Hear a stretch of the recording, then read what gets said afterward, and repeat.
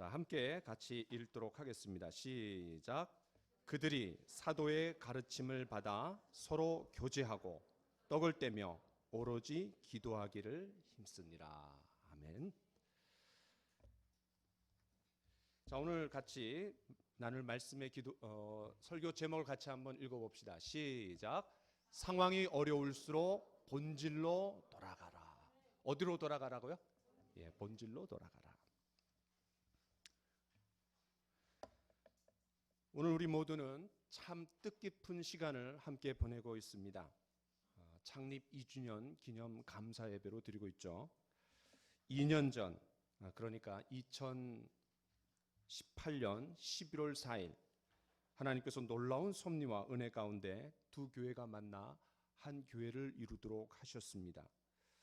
그리고 2년이 지난 지금까지 하나님께서 우리 모두를 지켜주셨습니다. 우리가 언제 두 교회였나 이렇게 싶을 정도로 아주 마치 오랫동안 서로 알아온 것처럼 하나님께서 하나 되게 해 주셨습니다. 이 하나님께 감사와 영광의 박수를 한번 올려드리겠습니다.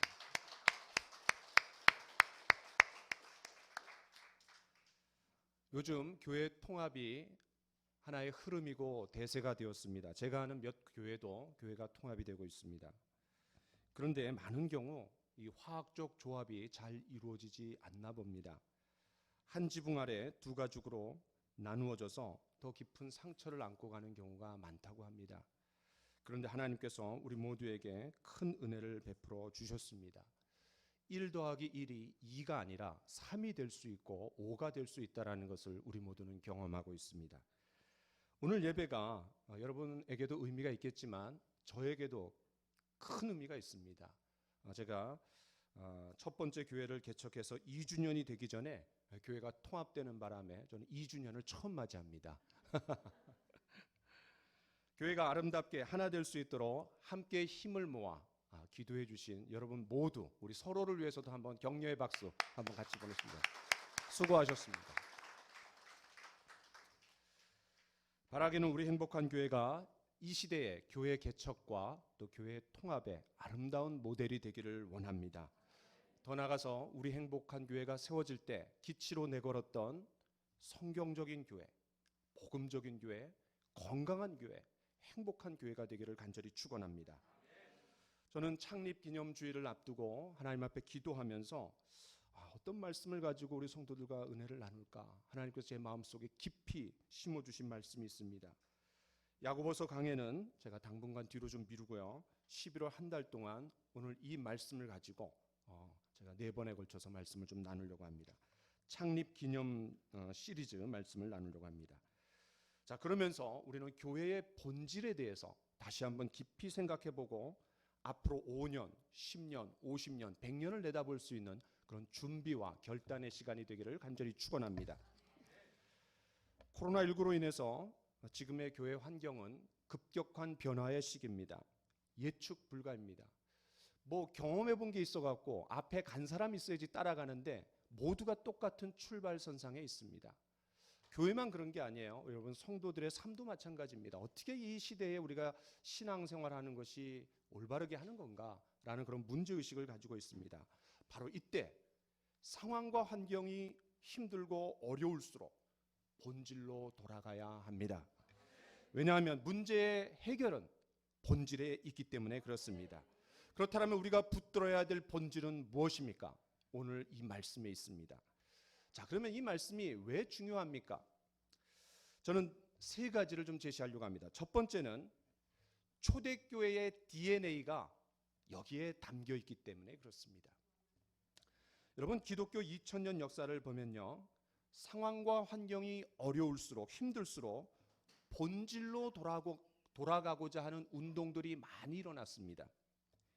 그런데 그 모든 운동들이 하나같이 예외 없이 어디에 관심이 모아졌느냐 하면은 사도행전 이 성경 말씀 속에는 초대교회가 가진 4가지 본질적인 특성이 자리 잡고 있습니다.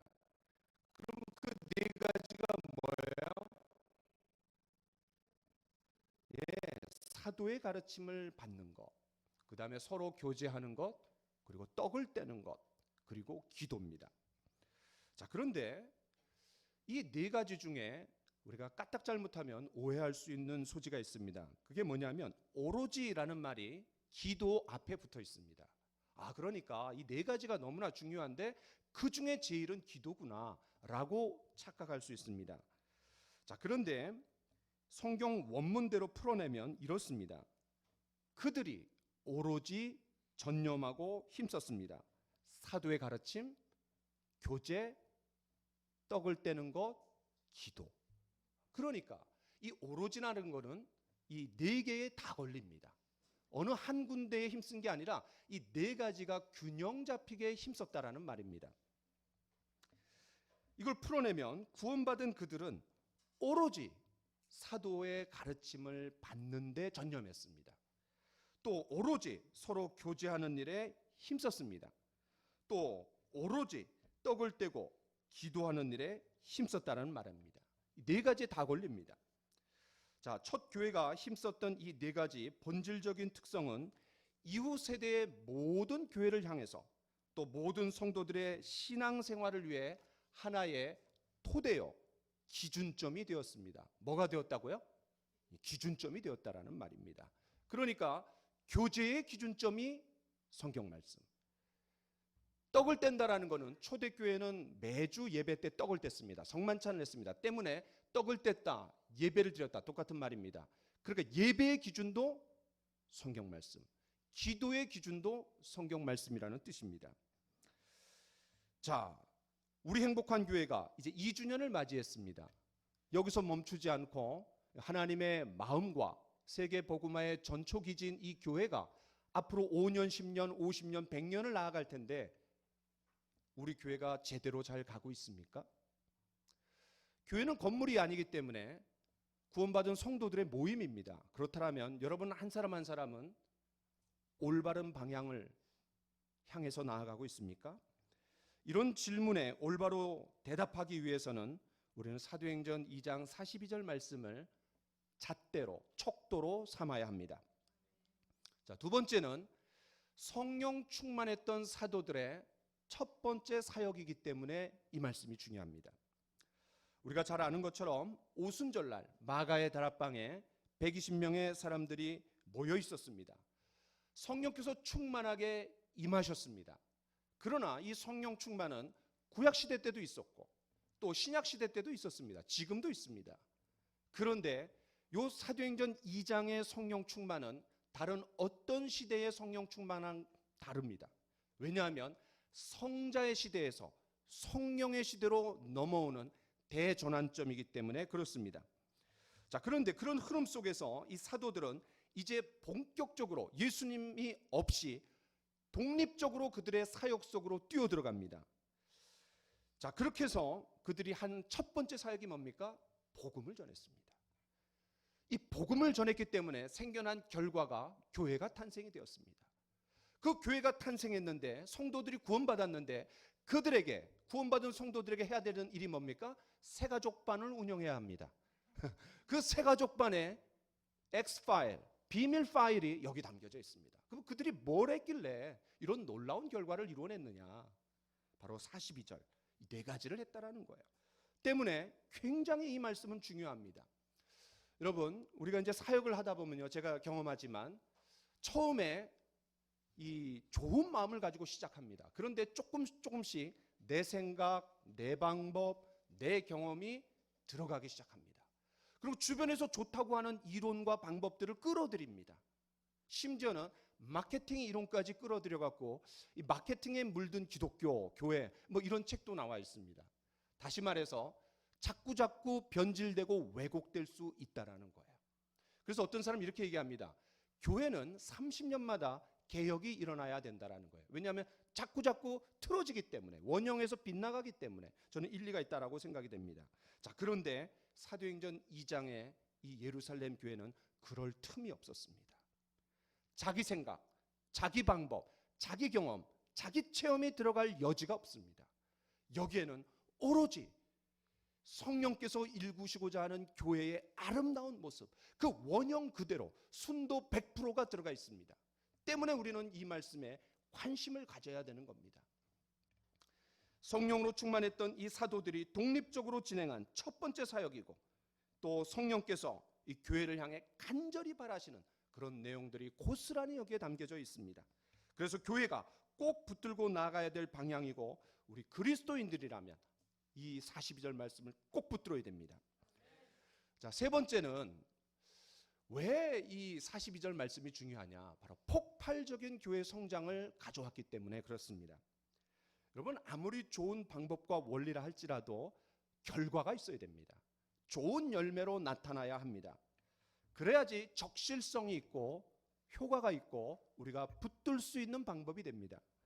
자, 그런 측면에서 여러분 42절 말씀은요, 단지 원리만 제시한 것이 아닙니다. 굉장히 놀랍고 폭발적인 결과를 가져왔습니다. 이후 교회에도 어마어마한 영향력을 미쳤습니다. 예를 들어서 여러분, 오순절 날이 이르기 전에 성도는 한 500여 명 됐습니다. 왜냐하면 예수님께서 부활하신 후에 500여 형제에게 일시에 보이셨다고 했습니다. 고린도전서 15장에요. 자, 사도행전 21장 20절에 보면은 유대인 중에 믿는 자가 수만 명이 됐다고 했습니다. 그러니까 사도행전이 끝날 때는 한 20만 명이 되었는데 한 30년 동안 400배로 증가한 겁니다. 1세기가 끝날 때 기독교인은 이 전 세계 50만 명이 되었습니다. 그리고 4세기가 되었을 때 AD 313년, 그때 로마 제국에 기독교를 공인합니다. 그리고 380년에 기독교가 국교화됩니다. 다시 말해서 예수님 믿지 않으면 사회 공직 생활을 할 수 없는 수준이 되는 겁니다. 야, 이게 기독교가 그냥 누룩처럼 쫙 퍼져나가는 거예요. 엄청난 영향력을 끼쳤습니다. 그런데 이렇게 놀랍고 폭발적인 성장은 그 비결이 어디 있느냐? 바로 42절에 있다는 겁니다. 42절. 지금까지 교회는 이 교회 성장에 관한 다양한 이론과 방법들을 제시해 왔습니다. 목회자이건 또 성도이건 간에 교회의 성장과 성숙을 바라지 않는 사람은 아무도 없습니다. 그래서 지난 2000년 역사에서 아주 기발한 아이디어들이 많이 나왔습니다. 저도 많이 공부했습니다. 그런데 그 어떤 이론과 방법도 초대교회가 가진 이 어마무시한 성령의 성장의 결과를 가져온 것은 없습니다. 그런 이론, 그런 방법들은 다 보면은 결국 사도행전 2장이 시대와 상황에 맞게 옷을 갈아입은 정도에 불과합니다. 본질은 바뀐 적이 없습니다. 때문에 우리는 교회의 성장이 되었든 또 개인의 신앙 성장이 되었든 이 사도행전 2장 42절에서 우리는 답을 찾아야 합니다. 우리 사역자들이 다음 주일 모여갖고 이제 장시간 보내면서 내년도 사역 계획을 세울 겁니다. 그때 우리는 이 말씀을 가지고 씨름할 겁니다. 어떻게 하면 이 말씀에 더 본질적으로 가깝게 다가갈 것인가 고민할 겁니다. 사랑하는 성도 여러분, 우리 모두가 건강하고 행복한 신앙생활을 해나가기를 원합니까? 우리 집이, 우리 가정이 예수만 섬기는 가정이 되기를 원합니까? 우리가 몸담고 있는 이 교회가 정말 이 시대에 하나님께서 바라시는 성령께서 일구기를 원하시는 교회가 되기를 원합니까? 이 말씀에서 우리는 답을 찾아야 합니다. 얼마나 이 네 가지 본질적인 특성을 우리 삶 가운데 잘 구현해냈는가, 얼마나 우리 가정에, 우리 교회에 이 네 가지 균형 잡힌 그런 골고루 잘 스며들어 있는가, 이것을 우리는 고민해야 됩니다. 어느 시대이건 경건하고 영향력 있는 성도, 어느 시대이건 영향력이 있었던 교회에 한번 예를 들어보십시오. 예외 없이 이 네 가지가 균형 잡혀 있습니다. 몸이 건강하면 성장은 자연스럽게 따라오는 겁니다. 우리는 교회 성장을 부르짖지 않습니다. 중요합니다. 그러나 이 교회를 이루고 있는 한 사람 한 사람이 건강하다면 성장은 자연스럽게 따라오는 부수물입니다. 결과물입니다. 그런데 그 결과를 가지고 우리가 목숨을 걸 이유가 없습니다. 한 사람 한 사람이 건강하다면 교회는 반드시 성장하게 되어 있습니다. 자, 이제 본격적으로 사도의 가르침, 오늘은 여기에 집중하려고 합니다. 사도의 가르침을 받아, 이것은 첫 번째 본질적인 특성입니다. 여러분 41절을 보시면 베드로가 복음을 전했습니다. 그래서 3,000명이 구원받았습니다. 그런데 구원받은 성도들이 제일 먼저 한 게 뭡니까? 이게 중요한 질문입니다. 구원받은, 지금 막 죄를 용서받고 구원받은 성도들이 제일 먼저 한 게 뭡니까? 기도했습니까? 예배했습니까? 아니면 서로 교제했습니까? 제일 먼저 한 건 사도의 가르침을 받았습니다. 사도의 가르침. 이게 가장 중요합니다. 여러분, 제가 교제가 중요하지 않다, 예배가 중요하지 않다, 또 기도가 중요하지 않다, 그런 말이 아닙니다. 다 중요합니다. 그런데 거기에 기준점이 뭐냐? 사도의 가르침을 받는 겁니다. 이것이 바로 가장 중요합니다. 그러니까 하나님의 말씀이 토대가 되어야 된다는 거예요. 맨 앞에 서야 된다는 거예요. 여러분, 타종교회도 예배는 있습니다. 간절한 기도, 어쩌면 기독교의 기도보다 더 센 기도들이 있습니다. 뜨거운 끈적끈적한 교제, 어쩌면 거기에도 있을지 모르겠습니다. 그런데요, 그 기준을 잡아주는 게 뭐냐? 어떤 것이 성경적인 교제고, 어떤 것이 성경적인 예배고, 어떤 것이 성경적인 기도냐, 이거를 잡아주는 게 뭐냐? 하나님의 말씀이라는 겁니다. 말씀이 빈약한 교제, 말씀이 빈약한 예배, 말씀이 빈약한 기도는 잘못된 방향으로 나갈 수 있기 때문에 그 기준점을 세워야 됩니다. 그게 하나님의 말씀입니다. 자, 그런데요, 오늘 이 첫 번째 본질적인 특성은 굉장히 독특하게 썼습니다. 무슨 말이냐면 사도의 가르침을 받았다라고 표현했습니다. 저 같으면 이렇게 썼을 것 같아요. 그들이 하나님의 말씀을 받아, 그들이 성경 말씀을 받아. 왜냐하면 저희들이 약방의 감초처럼 신앙생활의 이 가장 핵심이 뭐예요? 말씀과 기도입니다. 그렇죠? 기도의, 찬양의, 우리의 대화 가운데 이거는 항상 짝을 이룹니다. 말씀과 기도. 그러면 그들이 하나님의 말씀을 받아, 그들이 성경 말씀을 받아, 이렇게 표현하면 되는데 사도의 가르침을 받아, 굉장히 독특하게 표현했습니다. 저는 여기에 좀 집중해 보려고 합니다. 그럼 왜 이렇게 표현했을까? 왜 하나님의 말씀을 받아, 성경 말씀을 받아라고 표현하지 않고 이렇게 표현했을까? 네 가지 이유가 있습니다. 첫 번째는 지상명령에 대한 순종 때문에 그렇습니다. 지상명령에 대한 순종. 예수님께서 이 땅을 떠나시면서 그 제자들에게 유언처럼 주신 말씀이 뭡니까? 그것이 지상명령입니다. 그래서 우리가 사명선언문을 외칠 때 위대한 명령과, 그럴 때 이 위대한 명령은 지상명령을 말합니다. 그런데 지상이라는 말을 빼는 이유가 있습니다. 이 지상을 영어로 번역하면 great입니다. 근데 위대한도 great예요. 그 반복할 필요가 없잖아요. 그래서 위대한 명령과, 근데 거기에는 지상명령이라는 말이 들어가 있습니다. 자, 같이 한번 읽어보기를 원합니다. 시작. 그러므로 너희는 가서 모든 민족을 제자로 삼아 아버지와 아들과 성령의 이름으로 세례를 베풀고 내가 너희에게 분부한 모든 것을 가르쳐 지키게 하라. 볼지어다 내가 세상 끝날까지 너희와 항상 함께 있으리라 하시니라. 여러분, 너무나 잘 아시는 말씀입니다. 자, 이 말씀은 지상명령입니다. 예수님이 유언처럼 주신 말씀이고요, Great Commission, 큰 아주 굉장히 중요한 명령이기 때문에 나머지 명령들은 이 밑으로 들어갑니다. 그만큼 중요합니다. 자, 여기 이 지상명령을 예수님이 주셨는데 네 가지의 동사가 나옵니다. 제가 한번 질문해 보겠습니다. 가라, 제자를 삼으라, 세례를 베풀어라, 가르쳐 지키게 하라. 이 네 가지 중에 뭐가 제일 중요하겠습니까? 이런 질문 한 10번도 넘게 한 것 같아요. 예, 여기서 가장 중요한 거는 제자를 삼으라라는 말입니다. 이거와 똑같습니다. 자, 예를 들어서 어떤 사람이 음악을 들으면서 또 우유를 마시면서 그 다음에 자동차를 운전해서 학교에 갑니다.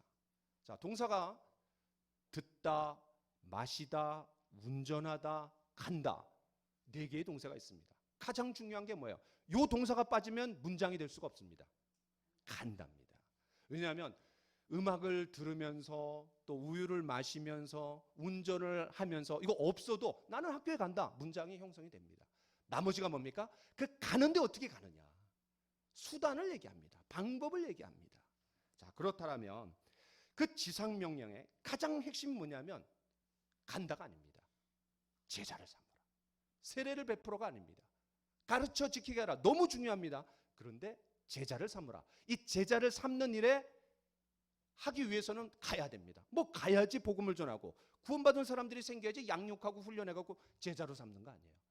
또 그 가서 복음을 전해야 되니까 사람들이 구원받습니다. 그리고 그 구원받은 사람들이 교회에 들어오는 첫 번째 의식이 뭐예요? 공식적인 의식이 그게 세례입니다. 그 다음에 세례 받고 구원받은 이 교회에 들어온 사람들을 어떻게 됩니까? 교육하고 훈련해갖고 제자로 삼아야 됩니다. 그게 바로 가르쳐 지키게 하랍니다. 자, 그렇다면 가라, 세례를 베풀어라, 그 다음에 가르쳐 지키게 하라. 이거는 제자를 삼는 방법이라고 얘기할 수 있습니다. 자, 그러면 이제 이 지상명령을 우리가 설명했기 때문에 자, 여기에서 한번 적용해 보겠습니다. 그러면 이 사도들이 예수님의 유언을 받았어요. 우리가 다른 건 몰라도 유언은 지키려고 하잖아요. 그러면 이 유언이 사도들의 첫 사역 속에 어떻게 나타났는가? 자, 첫 번째, 가랍니다. 그들이 갔습니까? 안 갔습니까? 갔습니다. 무슨 말이에요? 120명이 모였는데 성령께서 임하셨습니다. 그 성령께서 임하신 현상이 뭡니까? 방언을 했습니다. 근데 그 방언은요, 알아들을 수 없는 천상의 언어가 아니라 외국어였습니다. 뭐라고요? 외국어입니다. 왜냐하면 지금 동서남북 15개 지역에서, 정확하게 15개 지역입니다. 사도행전 2장에 보면 사람들이 몰려왔습니다. 왜냐하면 오순절을 지키기 위해서. 근데 그들이 나라를 잃은 지 한 500년 됐습니다. 언어를 잊어버렸습니다. 때문에 그들이 알아들을 수 있는 난곳 방언이라는 표현을 썼습니다. 성경에. 난곳 방언으로 그들이 받아들일 수 있는, 이해할 수 있는 언어를 하나님께서 각 사람에게 주셔갖고 외국어가 튀어나왔다라는 거예요. 자, 이 모여든 사람들에게 그들이 복음을 들을 수 있는 절호의 찬스입니다. 그때 하나님이 그냥 복음의 폭탄을 뻥 떨어뜨리는 거예요. 그래서 구원받도록. 여러분, 창세기 11장에서는 바벨탑 사건 때문에, 인간의 죄악 때문에 언어가 나뉘어졌습니다. 그런데 이제 나뉘어진 언어가 다시 하나가 되는 겁니다. 정신을 집중하라는 거예요. 지금 뻥뻥뻥 막 그러잖아요. 지금. 폭탄이 터졌다고 그러니까. 자, 그런데 그 언어가 나눠졌어요. 그러니까 사람들이 지금 아침 9시입니다. 아니, 아침 9시부터 그냥 뭐 알아들을 수 없는 소리로 막 나불나불 거리니까 이게 술 취했구나. 그때 베드로가 탁 나타나갖고 이건 술 취한 게 아니다. 우리가 어떻게 아침부터 대낮부터 그냥 술 취할 수 있겠냐. 그러면서 나타나갖고 그 현상을 요엘서를 가지고 풀어가면서, 또 시편 110편을 풀어가면서 그가 복음을 전하는 겁니다. 복음을 전하는 거예요. 그래서 이 가라라는 명령에 그들은 순종했습니까? 안 했습니까? 했습니다. 그런데 베드로만 순종하지 않았습니다. 그 베드로가 이야기할 때 나머지 사도들이 그 뒤에 쫙 섰습니다. 그러니까 함께 그 사역에 동참하는 거예요. 자, 두 번째, 제자를 삼는 방법이 세례를 베풀랍니다. 자, 이 세례를 베풀라는 어떻게 여기에 적용되어 있습니까? 그들이 복음을 들었습니다. 그리고 3,000명이 구원받은 후에 41절에 보니까 그들이 세례를 받고 구원받았다고 했습니다. 자, 그래서 세례를 베풀었어요. 자, 그러면 마지막 자연스럽게 한 가지 남은 게 있습니다. 그게 뭐예요? 가르쳐 지키게 하라. 가르쳐 지키게 하라. 이 말씀 때문에, 이 지상명령 때문에 그들이 사도의 가르침을 받아. 이렇게 표현하는 겁니다. 성경은. 아주 놀라워요. 사도의 가르침을 받아. 그냥 성경 말씀을 받아, 하나님 말씀을 받아, 이렇게 표현한 게 아니라 사도의 가르침을 받아. 왜냐하면 주님의 지상명령을 성취하기 위해서 순종해야 되는데, 주님의 유언을 받들어야 되는데, 세 번째 자연스러운 결과가 뭐냐? 바로 사도의 가르침을 받아. 가르쳐 지키게 하라. 이거를 이야기하고 있는 겁니다. 그렇습니다. 이 초대교회가 제일 먼저 한 행동은 사도들의 가르침을 받았는데, 이것이 바로 예수님의 지상명령에 대한 순종이었습니다. 그렇습니다. 모든 이 땅의 교회는요, 주님의 지상명령에 순종하는 교회가 되어야 합니다. 여러분, 교회를 끌어가는 목회 철학이 있습니다. 목사마다 다르다고 생각합니까? 천만의 말씀입니다. 만약에 다르다면 그건 좀 이상한 겁니다. 왜냐하면 예수님이 목회 철학, 목회 방법을 분명히 제시했습니다. 그게 뭐냐면 복음을 전하고 제자를 삼는 겁니다. 그 결과 이 교회는 존재 이유가 뭐냐면 세계를 복음화하는 겁니다. 누구의 모델을 쫓아서요? 예수 그리스도의 모델을 쫓아섭니다. 목사님마다 목회 철학이 다른 게 아니라 목회 철학은 딱 하나입니다. 그 하나를 얼마나 교회가 잘 구현해내느냐. 이게 문제지 사람마다 다른 게 아닙니다. 그런데 그 과정에서 반드시 필요한 게 뭡니까? 가르쳐 지키게 하라. 가르쳐 지키게 하라. 이것이 너무나 중요합니다.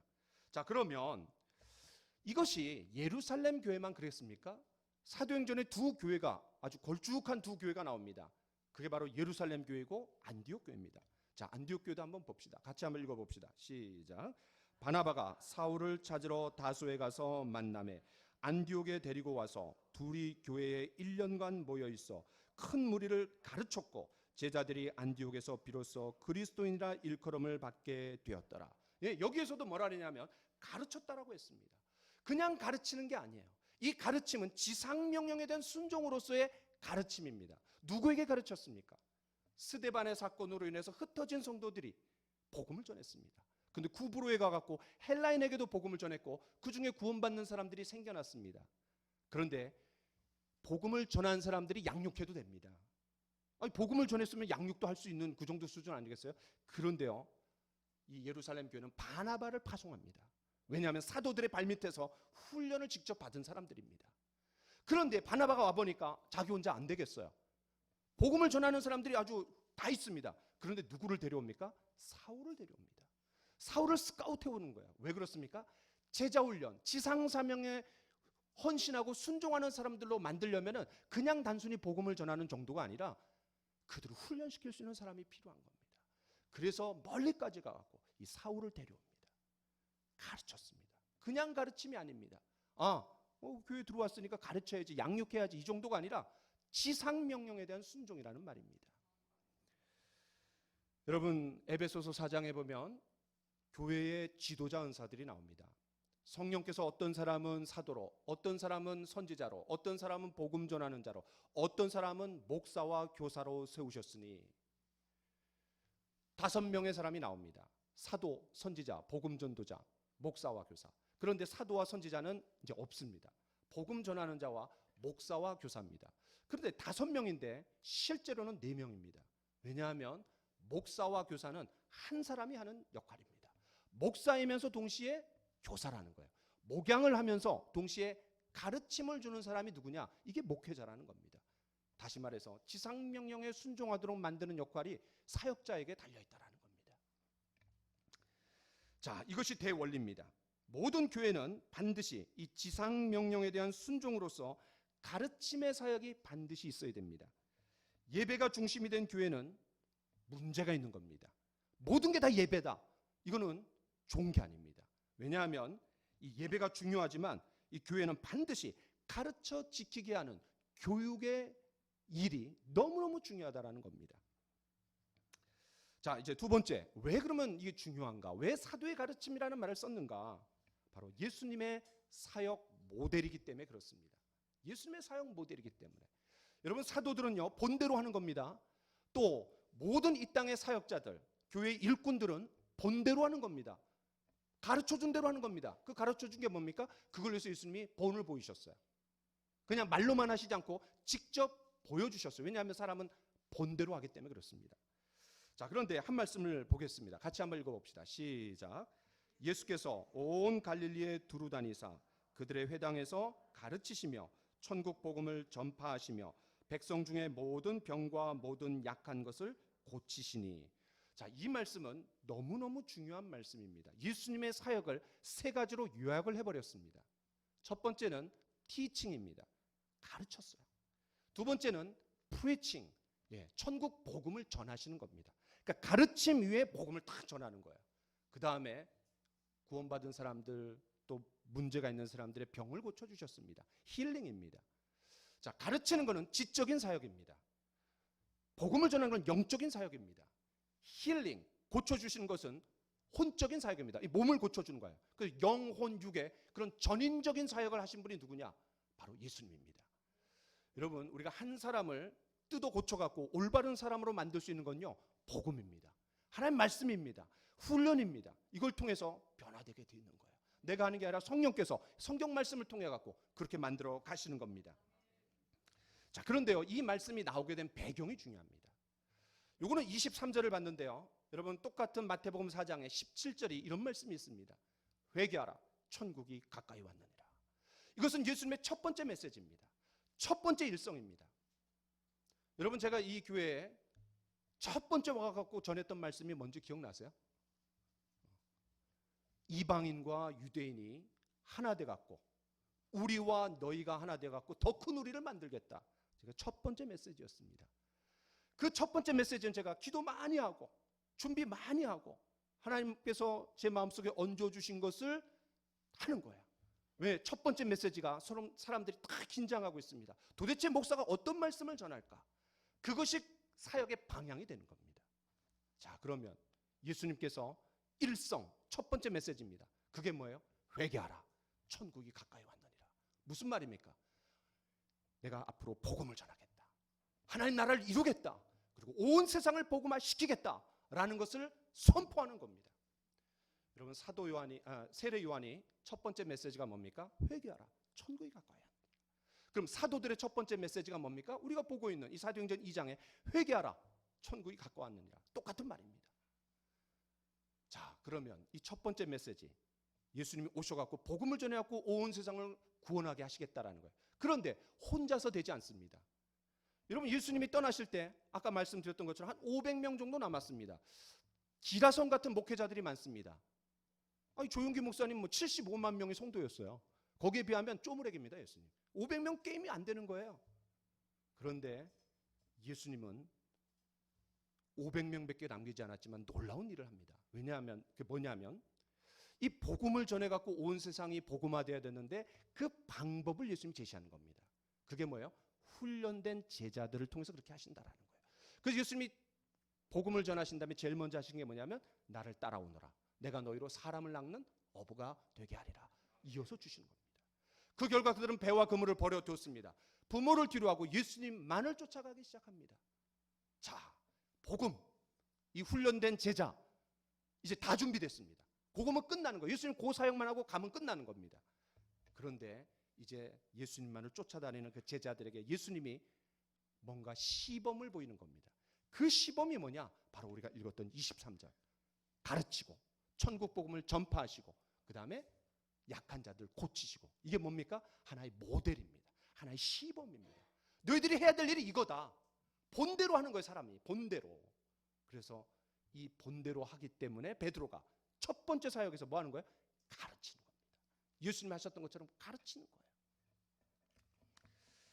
자, 여러분, 사람이 뭘 보느냐가 중요합니다. 본대로 하기 때문에 그래요.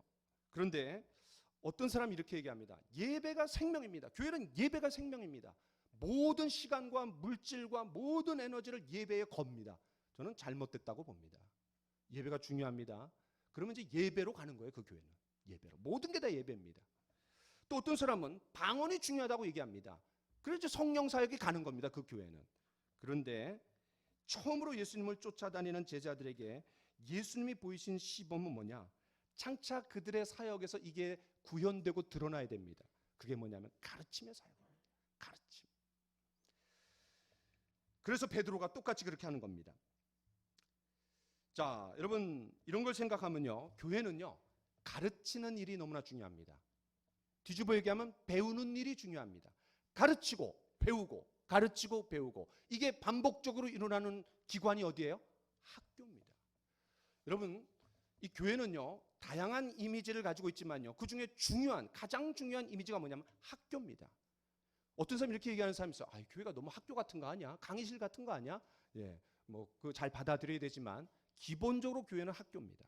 왜? 성경 말씀을 가르치는 곳입니다. 그리고 배우는 곳입니다. 제가 선교할 때 이렇게 얘기했습니다. 가든지 보내든지 해라. 가든지 보내든지. 그럼 여러분, 이걸 여기에 적용하겠습니다. 가르치든지 배우든지 둘 중에 하나야 됩니다.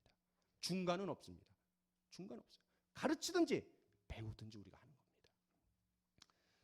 여러분, 교회의 성도라면 이 둘 중에 하나를 해야 되는 거예요. 아무리 시대와 상황이 바뀐다 하더라도 이 교회의 본질적인 사역 가르쳐야 됩니다. 성경 말씀을 어디서 듣겠어요? 설교를 통해서, 가르침을 통해 갖고, 교제권 안에서 우리가 나누고 함께 배워나가는 겁니다. 이걸 포기하면 교회를 포기하겠다라는 겁니다. 세 번째는 왜 이 말씀이 중요하냐, 그리고 왜 사도의 가르침을 받아라는 표현을 썼느냐. 그것은 전수된 가르침이라는 뜻입니다. 전수된 가르침. 여러분, 먼저 사도가 뭔지를 좀 알아야 됩니다. 사도가 무슨 말입니까? 보냄을 받은 자라는 말입니다. 보냄을 받은 자. 자, 그러면 누가 보낸 거예요?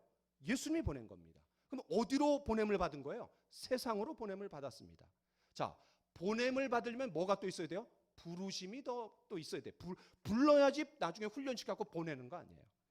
자, 그런데 한 말씀 보겠습니다. 시작. 이러함으로 요한의 세례로부터 우리 가운데서 올려져 가신 날까지 주 예수께서 우리 가운데 출입하실 때에 항상 우리와 함께 다니던 사람 중에 하나를 세워 우리와 더불어 예수께서 부활하심을 증언할 사람이 되게 하여야 하리라 하거늘. 여러분 잘 아시는 것처럼 가룟 유다가 결혼이 됐습니다. 12명 중에 한 명이 빠져나갔어요. 그럼 한 사람을 채워 넣어야 됩니다. 근데 채워 넣을 수 있는 기준을 마련해야 됐어요. 그게 바로 사도가 되는 기준입니다. 두 가지죠. 하나는 뭐예요? 세례 요한 때부터 지금까지 함께 우리와 다녔던 사람입니다. 두 번째, 그래서 예수의 부활을 증언할 사람입니다. 이게 무슨 말입니까? 여기에 적용한다라면 사도는요, 보냄을 받으면서 동시에 부름을 받은, 그래서 사도의 가르침을 받았다라는 말은 전수된 가르침이라는 뜻입니다. 누구로부터요? 예수님에게 그대로 전수를 받아갖고 다른 사람에게 그대로 바통을 넘겨준다라는 뜻입니다. 그냥 가르침이 아니에요. 책 속에서 지식을 얻은 거, 신학교에 가고 강의 시간에 배운 거, 그게 아니라 삶의 전수라는 말입니다. 지식의 전수가 아니라 삶의 전수라는 말이에요.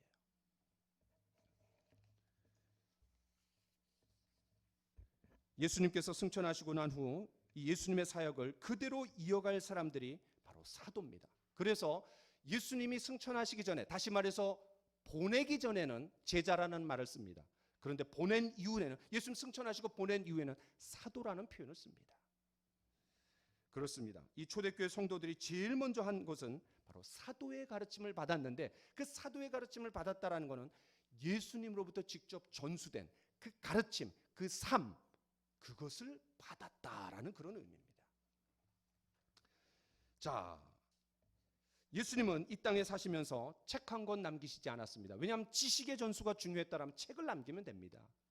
그런데 그런 책을 남기신 것이 아니라 당신의 삶이 전수된 사도들을 남기셨습니다. 사람을 남겼다라는 거예요. 어쩌면 저와 여러분들이 한 인생을 마감하고 주님 앞에 갔을 때 우리가 내세울 수 있는 건요, 네가 몇 사람을 남겼느냐, 얼마나 구원을, 복음을 전해갖고 구원받게 했느냐, 그들을 얼마나 양육하고 훈련시켜갖고 삶의 전수가 일어나게 만들었느냐. 1차적으로 우리의 자녀들일 수 있겠죠. 우리 가까운 사람들일 수 있겠죠. 우리 각 기관과 부서에 있는 사람들일 수 있겠죠. 사람을 남기는 겁니다. 나를 통해서 그런 사람들이 얼마나, 삶의 전수가 일어난 사람들이 얼마나 많이 재생산됐느냐. 이것이 교회가 중요하게 생각해야 될 관건입니다. 오늘날 교회의 문제가 뭡니까? 예배는 화려합니다.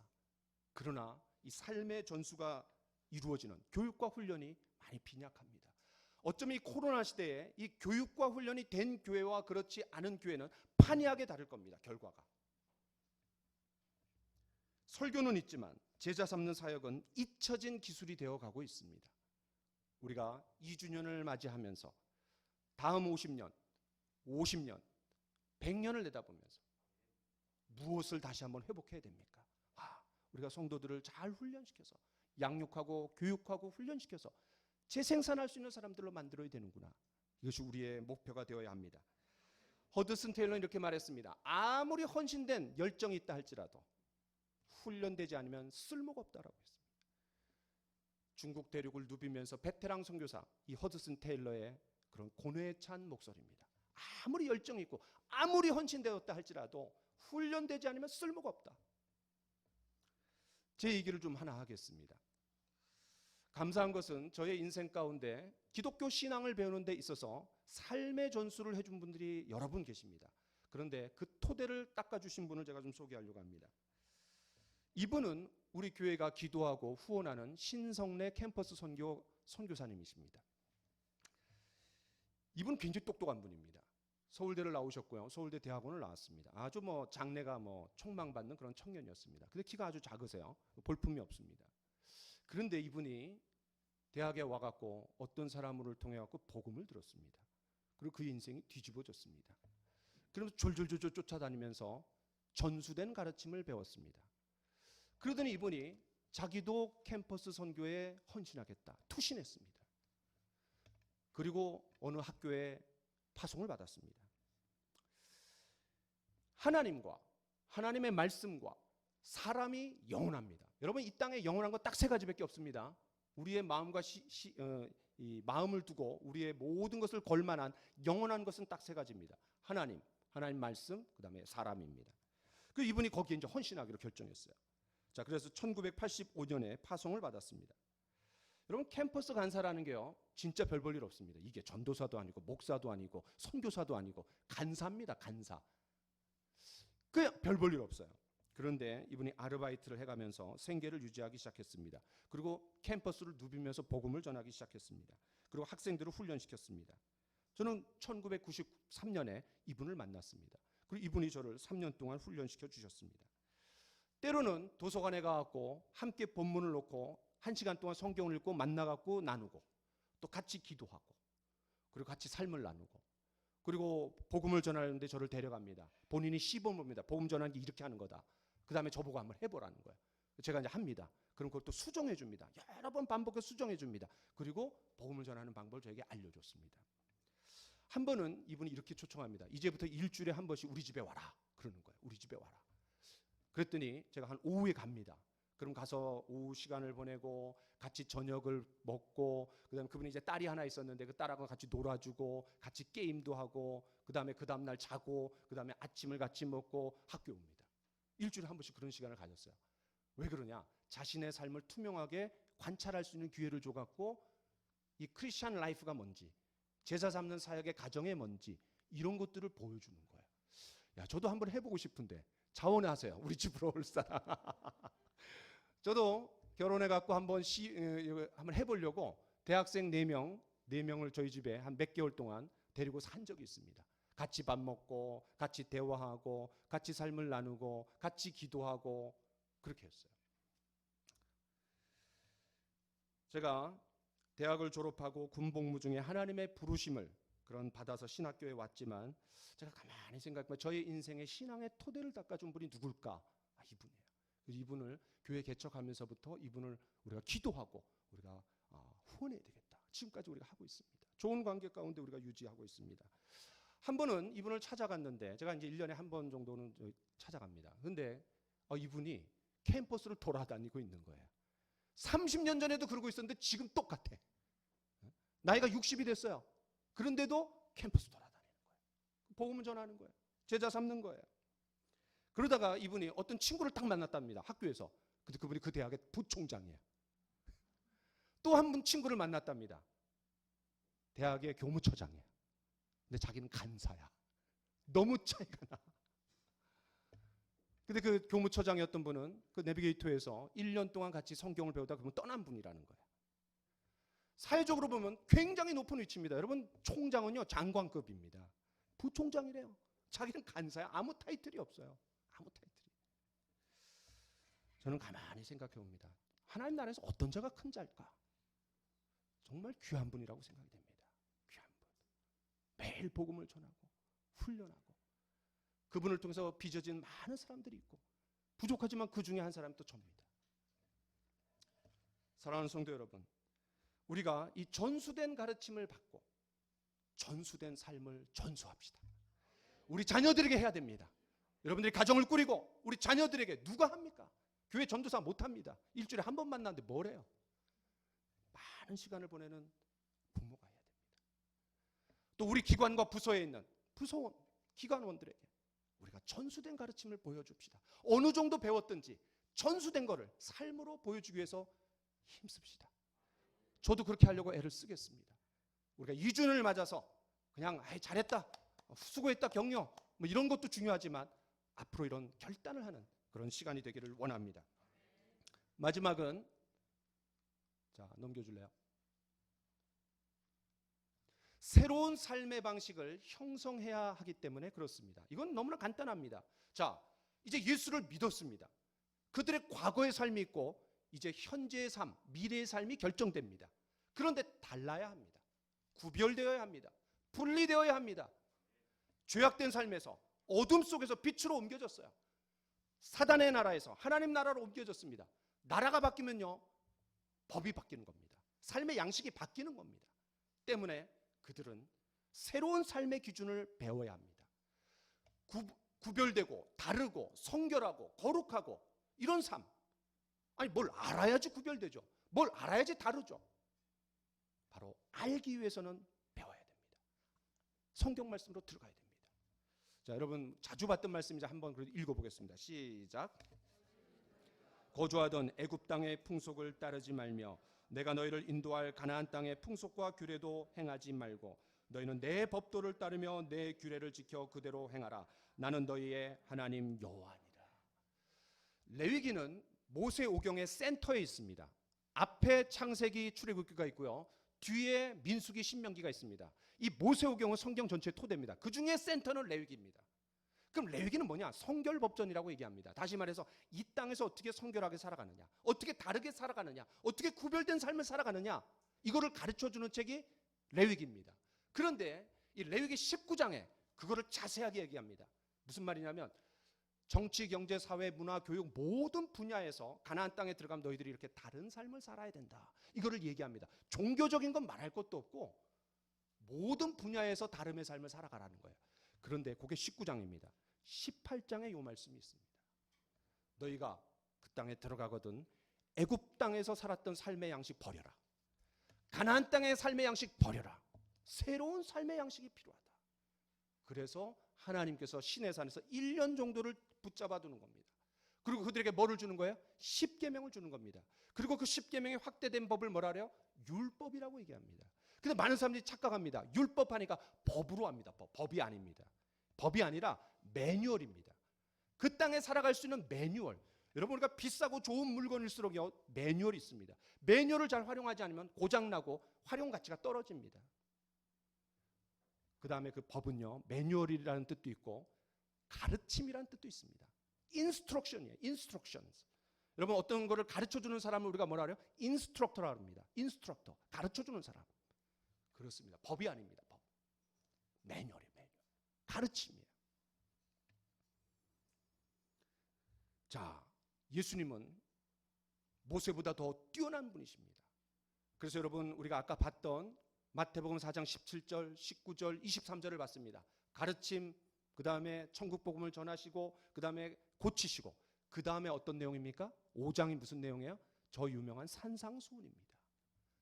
모세도 이스라엘 백성들을 시내산으로 데리고 왔습니다. 예수님도 산으로 끌고 가는 겁니다. 왜? 자기가 모세랑 비슷한 사람이고 모세보다 난 사람이니까. 그래서 주는 게 산상수훈, 가르침입니다. 가르침. 말씀을 마무리합니다. 오늘 우리는 초대교회 첫 번째 구원받은 성도들이 어떤 양육과 훈련의 과정을 배웠는지, 가졌는지 그런 비밀 파일을 열어봤습니다. X 파일입니다. 그중에 첫 번째가 뭐냐? 사도의 가르침을 받아. 사도의 가르침을 받아. 그런데 이걸 하나님의 말씀을 받아, 성경 말씀을 받아 이렇게 표현하지 않고 사도의 가르침을 받아 이렇게 표현한 네 가지 이유를 살펴봤습니다. 첫 번째는 지상명령에 대한 순종, 두 번째는 예수님의 사역 모델을 따라한 거고, 세 번째는 전수된 가르침, 네 번째는 뭐예요? 바로 새로운 삶의 기준을 형성해야 했기 때문에 그들은 하나님의 말씀으로 들어가야 했습니다. 이게 기준입니다. 자, 이 사도의 가르침을 받아 이 말씀을 함께 나눴는데요. 저와 여러분들이 가르치고 배우는 교회가 됩시다. 이것을 위해서 저는 딱 한 가지를 실천을 제안합니다. 이번 한 주간 동안 하는 실천입니다. 모두가 같이 했으면 좋겠습니다. 뭐 대단한 게 아닙니다. 이미 우리가 잘 하고 있는 건데 또 그러면서 잘 안 되는 겁니다.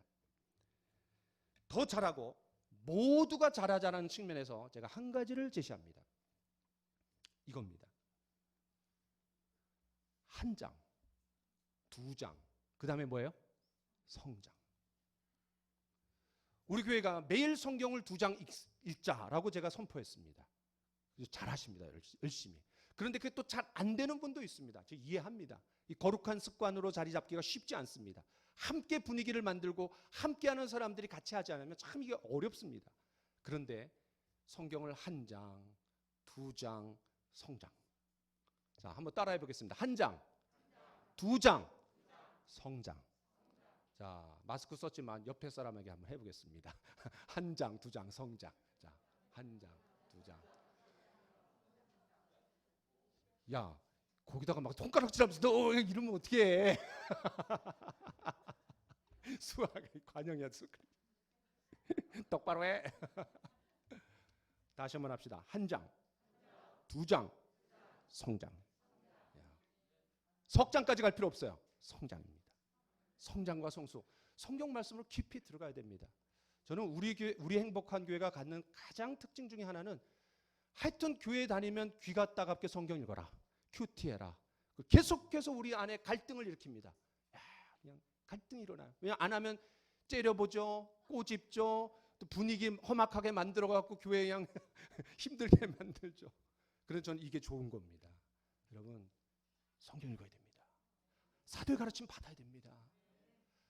사도들의 전수된 가르침이 어디에 녹아져 있습니까? 성경 말씀에 녹아져 있습니다.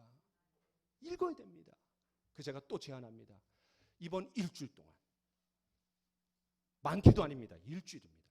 이번 일주일 동안 각 기관에서 남전도회, 일여전도회, 이여전도회, 청년회 각 기관에서 현격하게 한 장, 두 장, 성장 이거를 외치고 구호를 외치고 열심히 하는 사람 저한테 3명씩 뽑아서 얘기해 주세요. 3명씩. 그럼 제가 사비로 선물 드리겠습니다. 야, 이거 우리 아내랑 상의도 안 했는데 큰일 났네. 네. 진짜입니다. 이번 일주일 동안 제가 그렇게 하겠습니다. 왜냐하면 여러분 창립 2주년 기념주의를 해갖고 우리가 뭐 예배 드리고 하나님 앞에 감사하고 좋죠. 근데 뭔가 달라져야 되잖아요. 뭔가 달라져야 되잖아요. 기존에 열심히 하는 분들 더 열심히 하시고 못하는 분들 격려해갖고 한 장, 두 장. 그 다음 뭐라고요? 성장. 야, 말 멋있잖아요 이거. 한 장, 두 장, 성장. 머리에 그냥 박아놓으시면 좋겠어요. 마지막으로 한번 하겠습니다. 한 장, 두 장, 성장. 네. 성경으로 깊이 들어가면 절대 손해보지 않습니다. 전수된 가르침, 그 신앙의 토대를 닦을 거고 여러분 삶의 기준을 세우는 귀한 시간이 될 겁니다. 자, 한 가지 이야기하고 마치겠습니다. 스웨덴의 소프라노 가수로 세계 정상에 올랐던 제니 린드라는 여자가 있습니다. 19세기의 대표적인 소프라노였습니다. 그런데 이 린드의 경력에 있어서 가장 놀라운 일은 그녀의 화려한 시기가 매우 짧았다는 데 있습니다. 그가 영국의 오페라 극장에서 불과 2년을 노래하고 경력을 끝냈습니다. 자발적으로 끝냈습니다.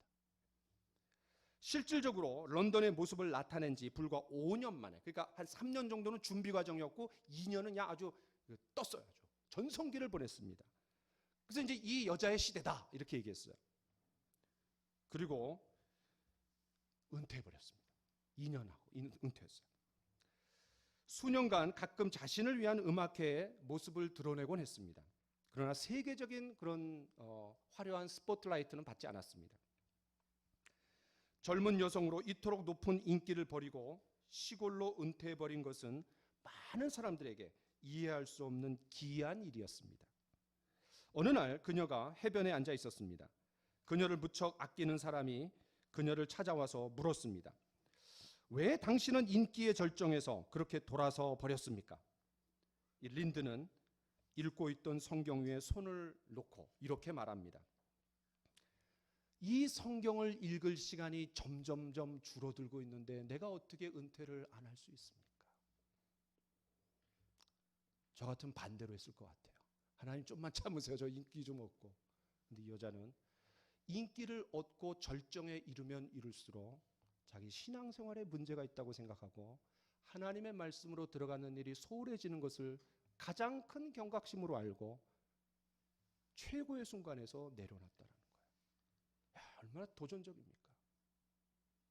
우리는 기껏 2장 읽는데, 야, 2장.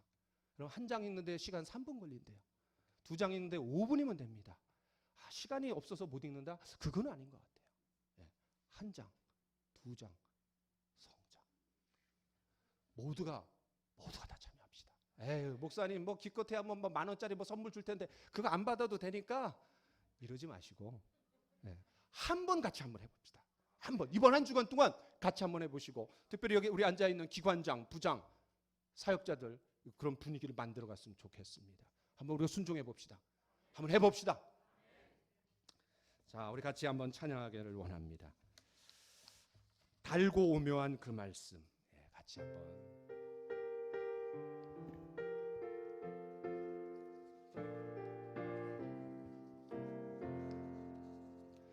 달고 오묘한 그 말씀, 생명의 말씀은 귀한 그 말씀 진실로 생명의 말씀이 나의 길과 믿음 밝히 보여주니 아름답고 귀한 말씀 생명샘이로다. 아름답고 귀한 말씀 생명샘이로다. 귀한 주님의 말씀은 내 노래 되도다. 모든 사람을 살리는 생명의 말씀은 값도 없이 받아 생명길을 가니 아름답고 귀한 말씀 생명샘이로다. 아름답고 귀한 말씀 생명샘이로다. 널리 울리어 퍼지는 생명의 말씀은 마음의 용서와 평안을 골고루 주나니 다만 예수 말씀 듣고 복을 받네. 아름답고 귀한 말씀 생명샘이로다. 아름답고 귀한 말씀 생명샘이로다. 이 시간 같이 한번 기도합시다. 오늘 우리는 사도의 가르침을 받아 초대교회의 본질적인 특성 첫 번째를 보았습니다.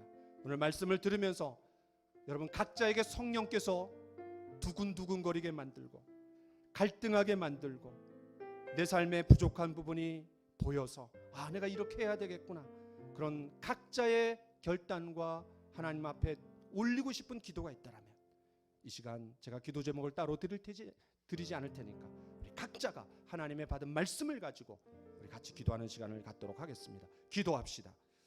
하나님 아버지, 오늘 이 귀한 말씀